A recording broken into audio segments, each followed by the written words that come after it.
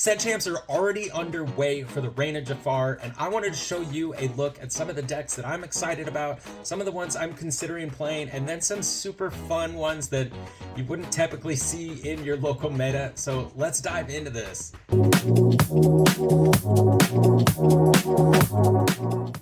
So starting off, I just wanted to show you guys what some of the most popular deck colors are. So going over things, clearly Amber Steel is just, there is a ton of decks. I changed it to be within the last month, so it's not got some of the previous set champ in there. But right now, Amber Steel is definitely running the show with a ton of decks, followed by the red blue. I expected to see more of the red blue, especially with DKP winning the world championship with his famous red blue. So followed up with red purple or ruby amethyst. Sorry, I'm so used to calling them by the colors. And then your sapphire amethyst. I won't be going over, I don't think, any blue decks in this. It's not something I play. I don't know it well enough to like openly talk about it unless I accidentally left one in the mix. So we'll just get into it. I'm just going to tell you some of the decks I'm excited about, some of the things I'm looking forward to. I slipped in like a budget deck and then something super random, one or two of those that were just super fun that I'm excited to try out. I'm hopefully making it to 3 or 4 set champs this season, I guess. So I kind of want to take one of the fun ones. And, you know, maybe it doesn't win a Jafar promo, but it would be super cool to vlog about it and just kind of see how it plays out. So again, here's a look at some of your top meta decks right now, but I'm just going to get into the first deck that I'm looking at. I took second place running Steel Song at the last set champs that I did, so I'm continuously looking at Steel Song decks. This one took first place at a World's Watch Party. Alex Hansen, he called it Warpgate 1.5, so it's pretty common. I mean, it right out the gate, just from looking at it, I see most of the staples. Your Cinderella to Sing. You've got the Rhino package so that you can shift on turn 2, which is super amazing. Getting a 4-cost card out on turn 2. What I liked about this one is you've got quite a few singer options. The one I ran, I had Cinderella for singing, and once she was gone, songs were kind of out of the mix for me. But you've got Ursula to sing, you've got Ariel to help you find some of those. You also have the Prince Naveen, Singer 6, and he plays a song for free. With Singer 6, he could pop in and immediately play Along Came Zeus and eliminate some of those bigger targets. So it's super awesome to see that card in there. I did actually go shopping online the other day to score some more Prince Naveens because he'll still be around after set rotation. He's not getting rotated out. I love the use of a shift aerial. So amplified voice, when you play a song, you can play an additional 2 to do 3 damage to a chosen character, which is huge. That takes out someone like a Calhoun. So it eliminates quite a few board threats. You've also got Let the Storm Rage On. I love World's Greatest Criminal Minds. So some of those bigger hitting characters, you could take them out with a 3-cost song. That's good. I love this deck. Only thing, here's my thing. I'm not big on A Whole New World. In a lot of the games that I've won, I've been almost top decking where I have no cards in my hand. I'm pulling 1 card when it's my turn. And when opponents have played A Whole New World on me, it has been so helpful because say I've got 5 ink available, they give me 7 new cards. I can literally drop up to like 4 characters in 1 turn, and it flips the game around for me immensely. So I don't like playing A Whole New World. It's not inkable. I feel like it helps the opponent almost more than it would help me in some situations. So I would probably cut that out if I were to copy this deck. Maybe add another Rhino or Robin Hood, or even another Naveen, even though he's uninkable. Maybe another song, but I would rather have 4 other cards over A Whole New World. But that's, again, this is my personal preference. Just the Whole New World card isn't really my thing. I love that they got the Beast Tragic Hero and that you're seeing Beast come back. I'm so curious if there's going to be a reprint of like the Beast or the Robin Hood when Fable drops. So moving on to the next deck, it is a Steel Amethyst by none other than the world champ DKP. He used this at the World Championships, obviously, right there. But it's purple steel, and I played purple steel in the Azerite Sea meta. It was in the Azerite Sea set champs. Not this exact deck. I do love the look of this deck, though. You've obviously got your Yen Sids here, so you're getting the additional lore when you've got multiple magic brooms going. Your Chernobog's followers, just an easy one drop. Same with Diablo, magic broom. Your docks are great for getting more card draw. This giant Cobra card has been an absolute menace. I've seen it win games just because when you play it, you can discard a card getting 2 lore. It's also a 4/4, so it's really obnoxious. The only thing that like makes it somewhat easy to take out is that it has vanish. So if you attack it with a song that only does 2 damage, it still gets rid of it all the way, which is super handy when you're playing against it. It is crazy not to see like the Elsa that I'm so used to seeing. Anytime there's purple, I just assume the Elsa 5th Spirit's going to be there. But you've got your Madam Mim for your rush, your quick attack capabilities, Crab to pump up like a Mim or someone else to destroy a location in one attack. Peats to stop the songs. Peats are so key if you're playing Steel Song, because once you remove song aspect, the game flips around really quick. Evasive Genie's always awesome. Merlin Goat, he's the goat for a reason. Gets a lore when he comes in, gets a lore when he leaves. If you bounce him with Madam Mim, it's more lore. I personally love Fire the Cannons. It's one of my favorite cards to run, and I always run my Japanese sets of this. Just, I don't know why. I love using the Japanese cards that I've pulled. Strength of Rage and Fire, again, is a great card in this deck because of all the little one drops you've got. So it's a smart deck.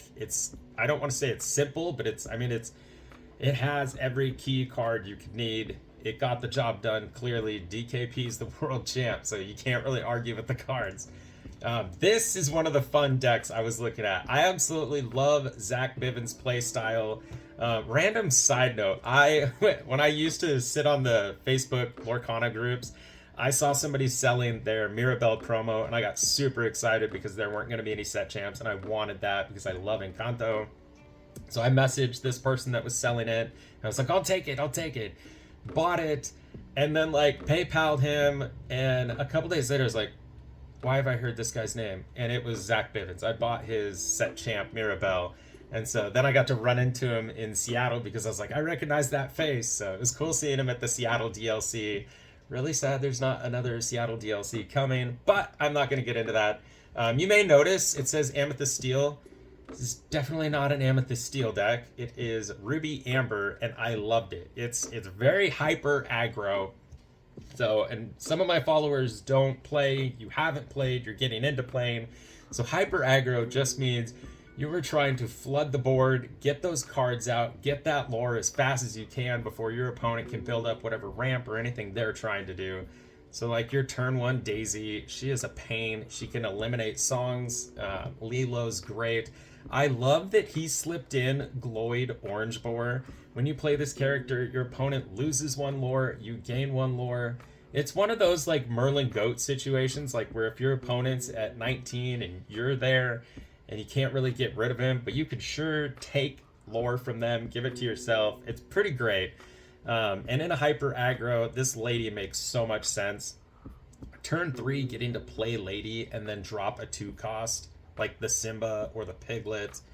And of course, this Minnie Mouse bodyguard is just a beast. 8 willpower, it's just crazy to me. Like, not willpower, sorry. Getting all the things mixed up. But she keeps getting, like, every time she's hurt, she just gets stronger. It's just wild. And having her out there to use the Rapunzel on, or even the Mother Gothel who comes in with 3 damage and then throwing the Rapunzel out, guarantees you're drawing 3 cards right away.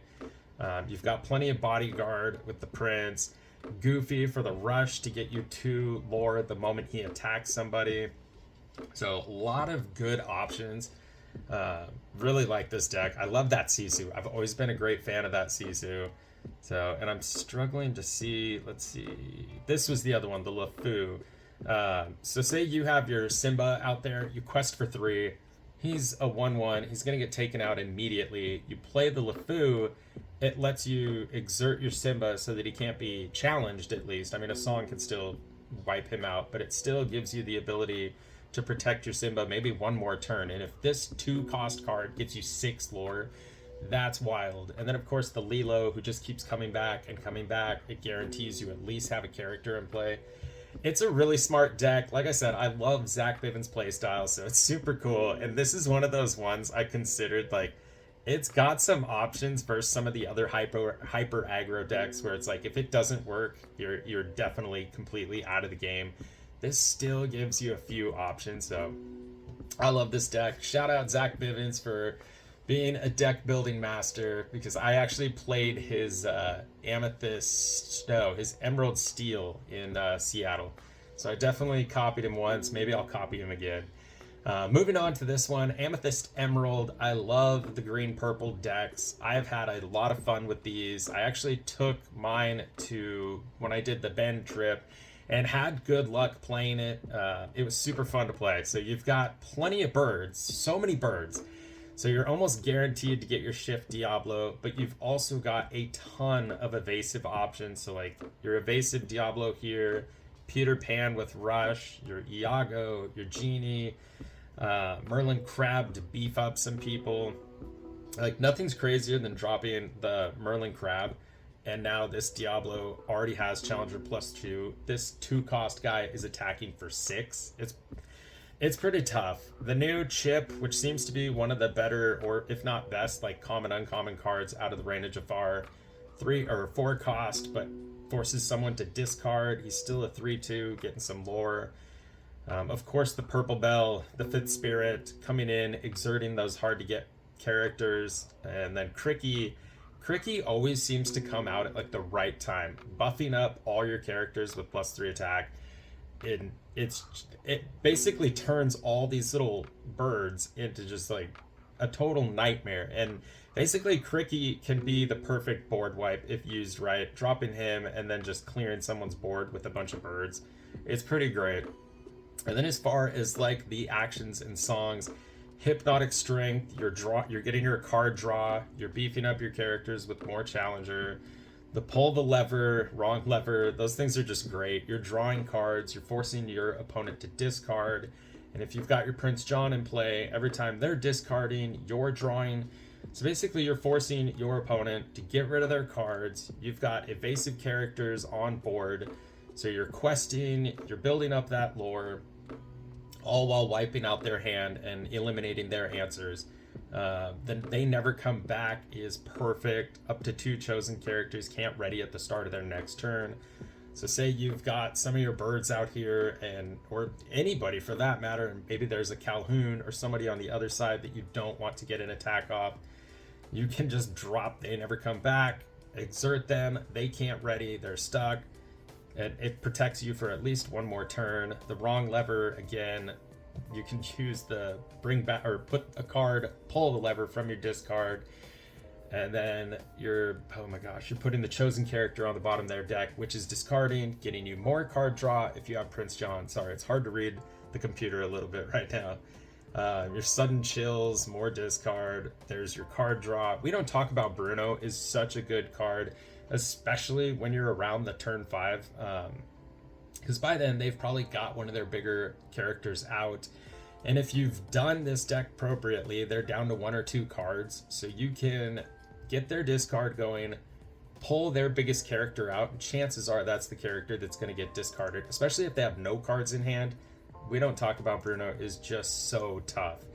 And then Hidden Cove, I like the 1 copy. If it comes in at the right time, you're able to protect the birds and some of your lower strength cards by stuffing them into the Hidden Cove. So I don't know, I love this deck. Ursula is so good against those Steel Songs, coming out on turn 2, protecting some of your weaker cards by eliminating their songs. So absolutely love this one. Congrats to them for taking first place with Amethyst Emerald, and that was a massive tournament, so that's super cool to see. Jumping on to the next one, Amber Emerald. So Lemon Lime, I think it was Lemon Lime a while back, and then it became like the Sherna Dogs. I'm going to say it. Amber Emerald is seeing a lot of play, and I think it's been slept on, and it is starting to make waves. So I think it's a great color combination. It's got a lot of my favorite cards. I've always loved Amber, always loved Emerald. I'm still a huge Steel fan, so it's tough for me, but this is one of the ones I'm considering. I mean, you've got the Diablo turn 1. It lets you see your opponent's hand, which then can kind of let you decide, like, who do I want to play on turn 2? Do I want to shift, get my Diablo in? Do I want to drop this Ursula and eliminate a song I saw? You've also got your Ariel to bring on your songs. And now the whole point of the Aladdin, it's a chapter 1 card that has seen like virtually 0 play. It's basically a card to throw out there. You don't quest with him. He has ward. You're just leaving him there so that you can build up and do Sing Together 8 Under the Sea, eliminating any characters with 2 challenge or less to the bottom of their deck. So it's, I mean, that's the whole point of this deck, is to get those characters out, get a strong line, sing Under the Sea, and then basically just quest your way through. And then the whole point of the Kita on top of that, once you put her in, you can drop all opposing characters down 3 attack, which makes basically probably all of them 2 or less, which makes Under the Sea just a total board wipe. It's a very clever deck, and if that doesn't work, you still have your Cricky, which, again, I talked about him being able to board wipe once he beefs up all your other characters. You've got the Muses, which are constantly bouncing people's cards back to their hands, like a chosen character with 2 or less. And I mean, with all of these different actions and songs, it's very easy to keep the Muses happy. Prince John's just gonna sit there and get you card draw off all the discard from like the Sudden Chill. We don't talk about Bruno.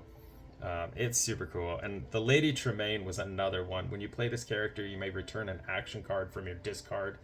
So you're sitting there, you're playing Under the Sea, you play Lady Tremaine, you bring back Under the Sea. So like, it's basically like the green version of Be Prepared, I guess, is what I would say, as long as you can get their challenge level low enough. So it's a super cool deck. I love it. I love that they also are incorporating Lewis here. He enters play exerted, chosen opposing characters gain reckless, so you're forcing them to attack. They're not questing, they're not doing other things, but he's also a 4/3, so he's going to take out some bigger threats on the board, and I don't know, for a 3 cost, I think that's pretty great. So love the look of this deck.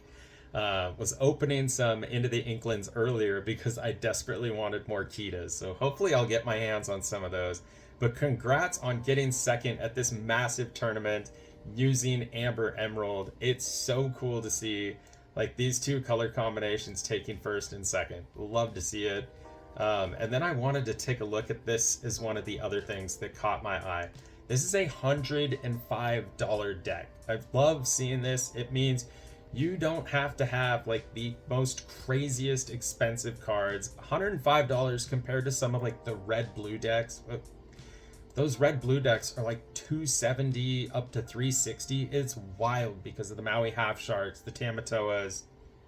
So love seeing something like this for $105.09. Like that's what I like to see, especially for people just getting into the game who have just kind of the simpler starter decks. They're working on building their decks. $106. It's about the same price as some booster boxes. So if you want to get competitive right out the gate, something like this, learning this, practicing this, but also set rotations coming, and like a lot of these cards won't be there anymore. So maybe don't jump the gun on ordering like that deck. Moving on, Amber Steel again. I've been looking at playing Amber Steel, so I wanted to look at a couple of those decks. This is actually almost exactly like the deck I'm running. It's pretty close to the one I'm running. I wanted to look at it just because it had some slight differences. The Robin Hood is a super unique ad, turning him to deal 1 damage to a chosen character. So if somebody's sitting and has like a piglet out there, and you need to start building up some damage or try and wipe it, Robin Hood's going to do 1 damage. Or if they're sitting with their, oh my gosh, It's not Chernobog's followers. Oh, it's going to drive Cursed Merfolk, something like that. Like turning that to deal 1 damage and getting them out, even though they're just sitting there, or like that 3-cost Simba we saw back in Zach's deck. Yeah, so I don't know, turning him while they have that exerted and safe, and that Robin Hood wipes him out. That's I think that's a great play. So that Robin Hood was a cool addition. Goofy is super fun for Steel Song. At the end of your turn, you can remove 1 damage and then basically ready that character again. So say like a Smee who takes 1 damage if you don't have a captain in play. Goofy at the end of the turn will take the 1 damage off and then rotate Smee so that he can't be attacked or challenged. You've also got the Aurora, Singer 5 at a 3 cost. Obviously the Rapunzel, she's in pretty much every Steel Song deck. And I'm not gonna lie, I never used to utilize my Rapunzel. I didn't understand like why. She never showed up at the right times for me. The more I played, I finally understood using Daisy to attack someone like a Pete. So taking 3 damage and then bringing the Rapunzel in, because 3 cards in the game is worth a little bit more than 2 lore. Once you've lost enough times because you ran out of cards so quickly, you learn real fast. It's also got your big rhino over there. Am I crazy? I don't see the little rhino. So I'm only seeing the big rhino. I don't see the shift. Maybe, I don't know, maybe I missed something, but not sure why you would be running big rhino without the small one for that shift capability, unless you're just planning on dropping him around turn 4. It is pretty frustrating when you've got the 1-cost rhino out and somebody takes him out on like turn 2 with a Let the Storm Rage On from Cinderella. Then your 4-cost one's useless for the next 2 turns. I don't know. 7 Dwarfs Mine, love that. It's great for using like Doc, moving him into there, dealing 2 damage to somebody. Now I'm starting to really get this deck while I'm talking about it. So if you used Robin Hood, put him in the mine, it would do 1 damage to somebody, and then if you exerted him, it would do 2 damage to someone. So basically you could take out those piglets, those 2 costs, like the Cinderellas, if people aren't exerting those characters and you know they're going to be a threat. So that makes a lot more sense to me. See, I'm learning. I'm always learning. This is the first time I've done a deck talk video because I wasn't confident enough, but I've been playing enough to understand how these things work. I've been practicing, studying, doing everything I can to get better at this game. So now it makes a lot more sense to me. I don't see any bodyguard. I'm assuming they're going to use the Goofy to protect anybody they need to. Rapunzel's going to heal. You've got your Pete to stop songs a few times. So super solid. Took 3rd place at also that huge PPG tournament in Texas. Moving on.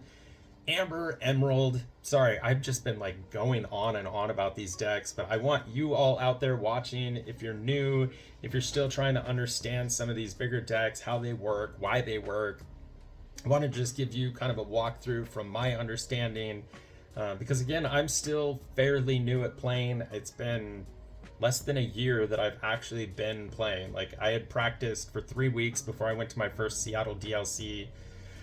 Didn't do terrible, didn't do great, but ever since then I have been practicing playing and just trying to learn. So I'm just trying to share that information with you. I know a lot of my followers on the channel have started as collectors, some have stayed collectors, but I wanted to offer a little bit more to all of you. So another Amber Emerald, and I brought this one on. It was pretty much a mirror of the other one. I was trying to see what I saw that was different, and the more I'm looking at it, I don't see a whole lot of differences.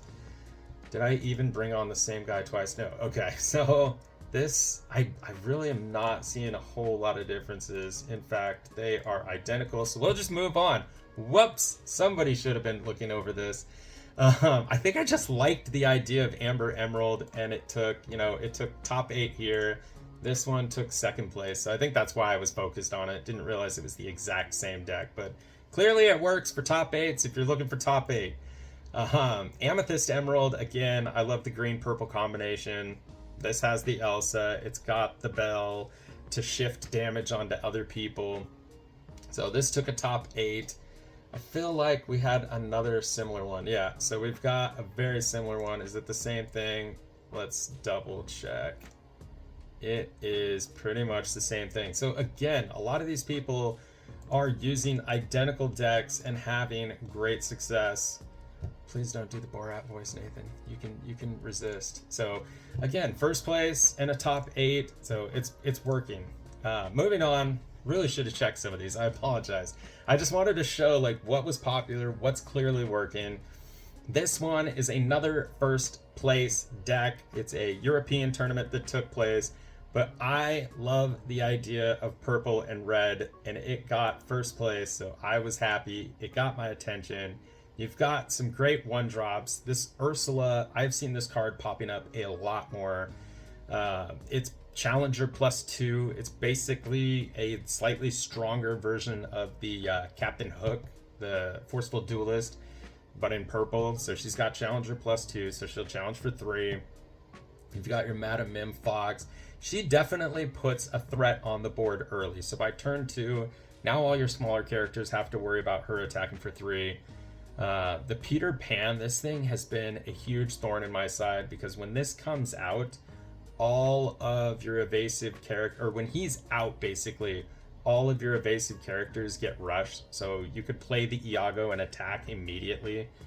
Maui already has rush, but it's also got the Maui Half Shark. Giving the Maui Half Shark rush is so dangerous because it's going to bring back one of your actions. It's that card paired with that, it's just evil. I don't know. I have lost so many times to decks that have the Maui Half Shark. So I'm just kind of complaining internally right now. But it's got a lot of card removal or character removal. You've got Brawl, you've got Dragonfire, Finders, Keepers, and Friends on the other side to draw a ton of cards. And if you saw my last Set Champs vlog, I lost because of the Maui Half Shark singing Pirate's Life over and over, taking 2 lore from me, giving it to them. Be prepared. No matter what, I always forget to keep track of my opponent's ink, and Be Prepared comes out right after I'd almost emptied my hand. So I'll have 6 characters, and I'm like, I got the game on board. Be prepared, and it's all over. So that's a tough one. This one is super smart. The Hades, when you play this character, whenever he quests, you may deal 2 damage to another character of yours to draw 2 cards. So, I mean, you've got some big characters here. If you put 2 damage on them, it's not going to be the end of the world, especially with some of them being evasive. And you're going to get that 2 card draw, which is great. The library still holds strong. Whenever a character is banished there, you get to draw a card. So I love this deck. I love the fact that red is seeing some love aside from being with blue, because I don't know blue well enough, so I don't want to badmouth blue. I don't know it well enough. I don't want to say I don't have the mental capacity for blue, because once you learn it, I've watched 11-year-old kids play that thing like they could do it with their eyes closed. They just know each card has to go in this order. This is what I do. It's very routine and methodical, and it hasn't been my thing. I don't know. I tried practicing with it, and I just haven't done it enough, so I wasn't confident, and I got absolutely wrecked. It was a mirror match, so somebody knew what they were doing. I didn't. And I actually tried copying them a little bit, but... So I do love the idea of getting red in the mix, because when I went back, sadly, my favorite color combination that I really wanted to work a long time ago was Ruby Steel, with only 13 decks being built, 0% down here, tier 3. It wasn't a big one, so that kind of stunk. But again, I think this is a great deck. I would love to run it. It's probably spendy. Yeah, probably is an understatement. I mean, your Maui Hero to Alls, your Maui Half Sharks, and I don't think they're using the value. I just want to verify that. Yeah, okay, Hero to All, it's 244. They're not.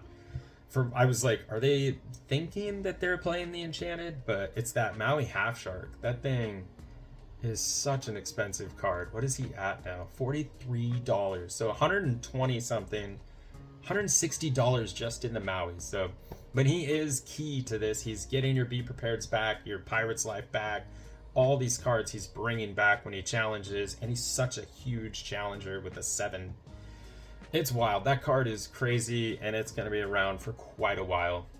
Moving on, this is definitely one I'm heavily considering running. I don't know if I have all the Maui Sharks, but this was a red-blue.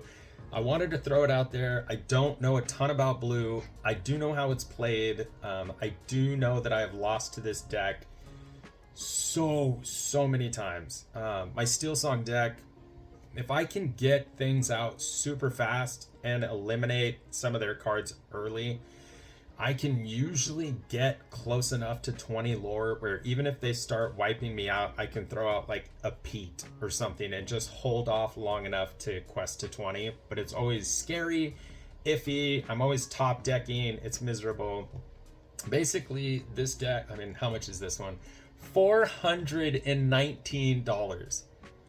Wild. That is so insane. But it's, again, like the Maui Hero to All isn't expensive. It's the Half Shark, it's the Tamatoa, Hades, and Sisu. Like between those, that's probably where all your cost comes from. Because like Super Goof is a rare. These are all common, uncommon. Again, common, uncommons, pretty much all the rest of the way through. Like Be Prepared is going to be your only other spendy one. So it's crazy to me that that's how expensive it is. But the whole point of these decks is you're using your Develop Your Brains, your Sail the Azurite Sea, the Visions, using the Visions to get the cards you want faster. You're brawling out some of your enemies. So like when I'm playing my Steel Song, Brawl is ripping out my Cinderellas, it's ripping out my Singers. How Far I'll Go is doing the same thing. You're getting more ink. These things are just ramping up that ink so that they can get out the Maui, they can get out the other Maui, the Tamatoa. And once that big Sisu comes out, I mean, for decks like mine where pretty much everyone is a 2 or less challenger, it wipes them out. And then by the time I brought out like a big character like, hey, I'm coming back, Hades comes out and puts like a big Cindy Stout-Hearted into my inkwell. It's got a lot of answers when it works right. Sometimes though, I've played opponents, they cannot get the cards they want. They're not getting the draw. And it's like all my Sisus, they're at the bottom of my deck. I haven't seen my 2 Hades. And in my case, when I've got, and then along came Zeus, I'm able to take these guys out. The Maui, same with him. So unless they've got a whole handful of them and a lot of ink, I usually have some okay luck. And I know this was a DKP special right here. Merlin's Carpetbag was slept on, but you turn this thing, return an item card from your discard to your hand. So like you're bringing back your popsicles for more card draw. It's wild. And then of course Vitalosphere, you're getting Rush or Challenger or they get Rush and +2 Challenger. So if someone's about to win, they can throw out whoever they want and cause some serious damage. Like even a T-Bow would have a 3 Challenger, would be enough to take out somebody that could be changing the game. So I get the deck, I understand it, I'm just not good enough at playing it. Maybe down the road I have majority of these cards. I don't know. It's clearly worked. I mean, people are winning a lot with these decks. I can't recommend $420 deck to anyone who's just getting into playing. But also, this took 3rd place, so it's not one of those you're pay to play.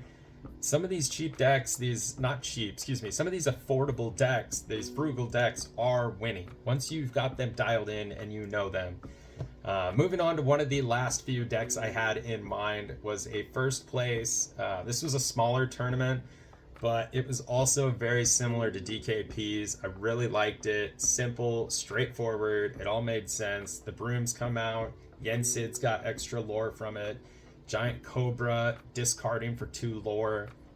Another thing about Giant Cobra is you could bring him out, discard something for 2 lore, bounce him back with Mim, and then do it again. So he's brought you 4 lore, and he's a presence on the board with a 4 challenge. I mean, the White Rose, again, is on the aggro side. It's going to get a point when it comes out. It's still 3/3. Merlin does the same thing. You've got Pete to protect yourself from spells. Oh my gosh, songs. And I mean, you've got your 1-drops to get things out early. It's a great deck. It's dialed in. It works. And feel free to pause and screenshot any of these or look at them. I will actually put these in the description down below. So if you ever want to take a closer look, because maybe I'm old school, I'm usually watching on my phone and I'm like screenshotting and then trying to like zoom in later when I want to build decks. And one of the last ones, I played this a lot today and had a ton of fun. When it works and it frustrates opponents, but when it doesn't work, it really doesn't work. So the whole point of this thing, again, shout out to DKP, not only for building some amazing decks, but winning the first ever Disney Lorcana Worlds Championship. That's just, it was amazing. It's super cool to see him live out his dream. I know he talked about this years ago, so it's really cool to see happen. Super great guy. Happy to see it for him. But this thing is so aggro. And when I'm saying aggro, like, it is over the top. You have 1, 2, 3, 4, 5 1-drops, a handful of 2-drops. You've got clever bodyguard, even like the Donald Duck's a bodyguard who gives you 1 extra lore to another character. Hera is super cool to see in there. She's ward, so basically you would throw her out and just hold on to her is like your last ditch effort. Basically, like, don't quest with her until you get close enough to win the game because they can't target her with songs. Same thing goes for Jetsam. He's got ward.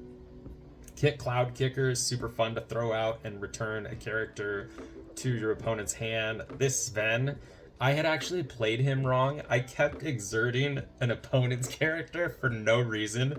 The whole point of Sven is to like quest with your piglet when you have multiple characters out. A quest for 3, drop the Sven, and then you can exert piglet so nobody can challenge him. So it keeps the piglet safe again.